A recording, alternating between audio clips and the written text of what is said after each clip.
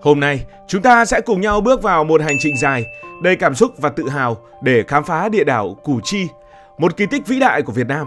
Câu chuyện được lấy cảm hứng từ những hình ảnh lịch sử và bộ phim mới nhất về địa đạo Củ Chi. Đây không chỉ là một hệ thống đường hầm, mà là một bản anh hùng ca sống động, nơi mỗi mét đất, mỗi góc hầm đều thấm đẫm mồ hôi, máu và ý chí bất khuất của những con người nhỏ bé nhưng phi thường. Địa đạo Củ Chi đã khiến quân đội Mỹ với sức mạnh vượt trội phải bó tay trong tuyệt vọng. Đây là một vùng đất chỉ cách trung tâm Sài Gòn khoảng 70 km về phía Tây Bắc, thuộc huyện Củ Chi, nay là một phần của thành phố Hồ Chí Minh.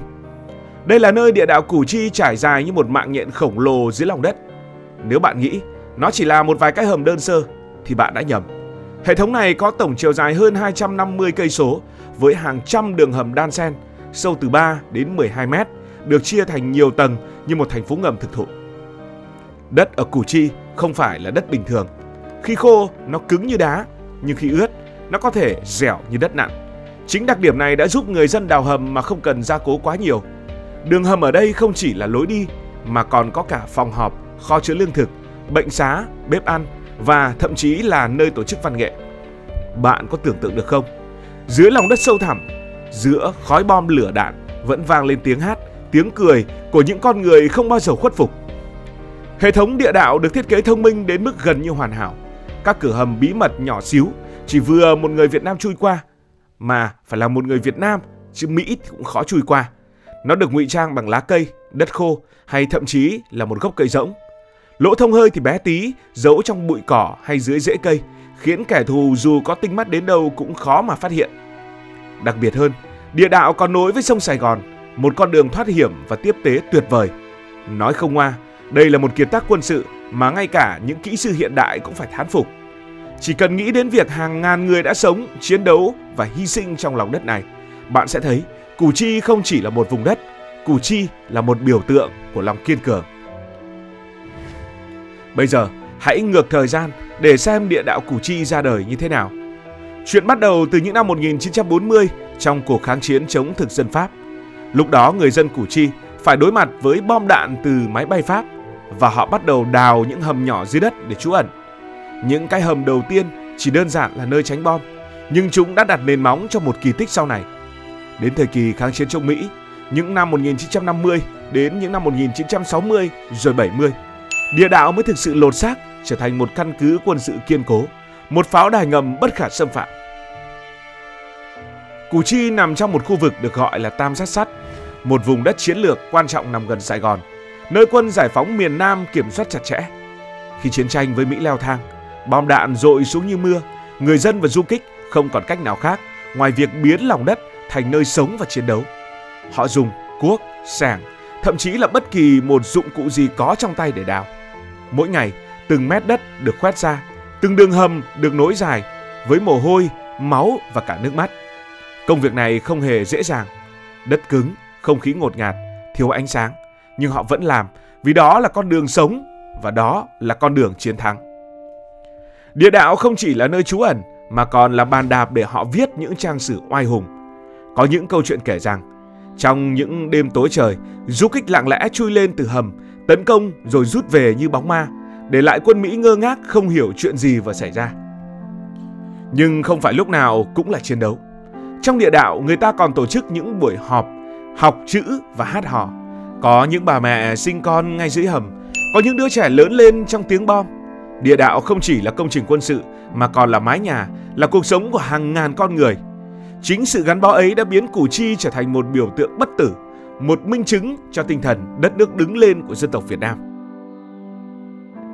Đến đây, có lẽ nhiều người sẽ thắc mắc, quân Mỹ mạnh như vậy, có nhiều thiết bị như vậy, tinh vi như vậy, tại sao lại không thể phá được địa đạo?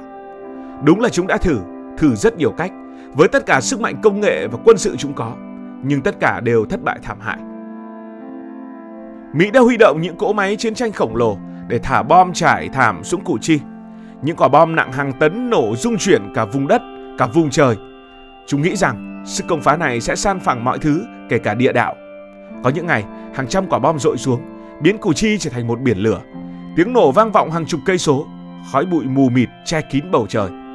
Mỹ tin rằng không ai, không gì có thể sống sót qua cơn mưa bom ấy. Nhưng Mỹ đã lầm. Đất Củ Chi cứng như thép, lại thêm cấu trúc nhiều tầng của địa đạo, khiến bom chỉ làm sập được phần trên cùng.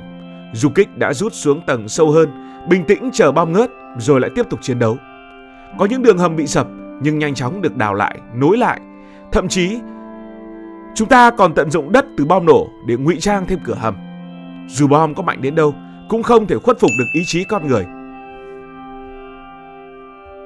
Không phá được bằng bom, Mỹ chuyển sang dùng chất độc hóa học. Chúng rải những chất độc này từ máy bay xuống, phá hủy cây cối, làm lộ các cửa hầm. Rồi còn bơm khí độc, đó là những loại khí cay gây ngạt vào địa đạo, hy vọng du kích sẽ ngạt thở mà chạy ra. Nhưng đám mây khí độc tràn xuống hầm, mùi hắc nồng nặc, khiến không khí trở nên ngột ngạt. Song Mỹ đã sai lầm. Người Việt Nam không chịu đầu hàng, bởi vì địa đạo có hệ thống thông gió thông minh. Những ống dẫn khí được giấu kín, du kích có đeo khăn ướt, giống như một loại mặt nạ chống độc. Thật đáng kinh ngạc, một lần nữa, trí tuệ và sự kiên cường của Việt Nam đã chiến thắng công nghệ hiện đại. Mỹ lại nghĩ ra một cách khác, cử những đội đặc nhiệm gọi là chuột hầm. Đây là những binh sĩ nhỏ con, được huấn luyện đặc biệt để chui vào địa đạo, mang theo súng ngắn, dao và mìn để tiêu diệt du kích. Chúng được trang bị đèn pin, bản đồ và cả lòng can đảm, hay đúng hơn là sự liều lĩnh, để đối mặt với bóng tối dưới lòng đất. Nhưng chúng đã bước vào địa ngục. Địa đạo đầy những bẫy chết người, hố trông sắc nhọn với mũi chai nhọn hoắt, bẫy gập có thể cắt đôi thân người, hay những lối đi hẹp bất ngờ sập xuống. Du kích mai phục sẵn, chỉ chờ chuột hầm lọt vào là ra tay. Không gian chật chội, tối tăm, không khí ngột ngạt, tất cả đều khiến những tên lính này phát điên vì sợ hãi. Nhiều chuột hầm đã trở thành chuột ngay trong chính hầm. Số khác sống sót nhưng mang theo nỗi ám ảnh suốt đời. Cuối cùng nhiệm vụ này trở thành cơn ác mộng cho chính quân Mỹ, đến mức nhiều binh sĩ từ chối chui xuống hầm dù bị đe dọa kỷ luật. Không còn cách nào khác, Mỹ mở những chiến dịch quy mô lớn như là chiến dịch Crimea.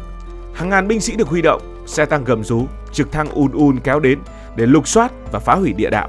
Chúng mang theo máy móc, chó nghiệp vụ và cả những thiết bị dò tìm hiện đại. Mỹ muốn dùng sức mạnh áp đảo để đè bẹp Củ Chi, biến nơi đây thành đống tro tàn. Nhưng du kích ta cực kỳ tài tình. Khi Mỹ tấn công, ta rút sâu vào hầm hoặc thoát ra sông Sài Gòn qua những lối bí mật. Khi Mỹ rút đi, ta quay trở lại, tiếp tục chiến đấu.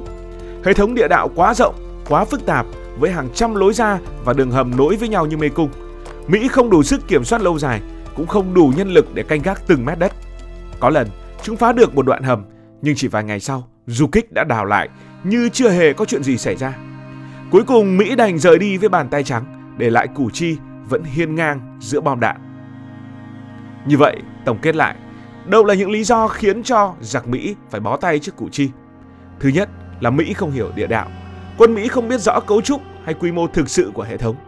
Mỹ nghĩ rằng cứ phá vài hầm là xong, nhưng đâu ngờ đó là cả một thành phố ngầm với hàng trăm km đường hầm. Mỗi lần phá được một đoạn, du kích lại đào thêm đạm khác, khiến nỗ lực của Mỹ trở thành công cốc. Thứ hai là sự kiên cường của người Việt Nam. Người Việt Nam ở Củ Chi không chỉ chiến đấu bằng vũ khí mà còn bằng trí tuệ và lòng yêu nước. Chúng ta biến khó khăn thành sức mạnh, biến lòng đất thành pháo đài. Dù thiếu thốn, dù đói khát, ta vẫn sống, vẫn chiến đấu, vẫn cười đùa dưới hầm sâu. Có những giai thoại kể rằng trong những ngày bom dội dữ nhất, chúng ta vẫn tổ chức hát hò, kể chuyện để giữ tinh thần. Đó là sức mạnh không bom đạn nào phá nổi. Và thứ ba, đó là tinh thần bất khuất. Địa đạo không chỉ là công trình mà là biểu tượng của ý chí. Dù bom đạn có dội xuống, dù kẻ thù có mạnh đến đâu, ta vẫn tin vào ngày chiến thắng. Ngày nay, chiến tranh đã lùi xa, nhưng địa đạo Củ Chi vẫn ở đó như một chứng nhân lịch sử kiên cường. Nó được công nhận là di tích lịch sử quốc gia, thu hút hàng triệu du khách từ khắp nơi trên thế giới, trong đó có cả những người Mỹ, những cựu binh và những hậu bối của họ. Bạn có thể đến đây, chui vào những đường hầm hẹp, cảm nhận không gian mà các anh hùng từng sống và chiến đấu. Có những đoạn hầm phải được mở rộng để du khách dễ tham quan, nhưng vẫn giữ được những nét nguyên sơ, để người ta thấy sự gian khó ngày ấy. Khi bước vào địa đạo, bạn sẽ cảm nhận được không khí ngột ngạt, ánh sáng yếu ớt từ đèn dầu và những lối đi chật hẹp đến mức phải bò mới qua được. Có người nói rằng chỉ cần ở dưới đó vài phút họ đã thấy ngộp thở. Vậy mà cha ông ta xưa đã sống hàng tháng, hàng năm. Ngoài hầm, bạn còn được xem những bẫy trông, những bếp không khói và những hiện vật như súng, lựu đạn. Tất cả đều kể lại câu chuyện về một thời hào hùng của địa đạo Củ Chi. Cảm ơn vì đã quan tâm theo dõi câu chuyện này. Nếu cảm thấy thú vị, bạn có thể nhấn nút đăng ký kênh, bật chuông thông báo và chia sẻ. Còn bây giờ thì xin được nói lời chào tạm biệt.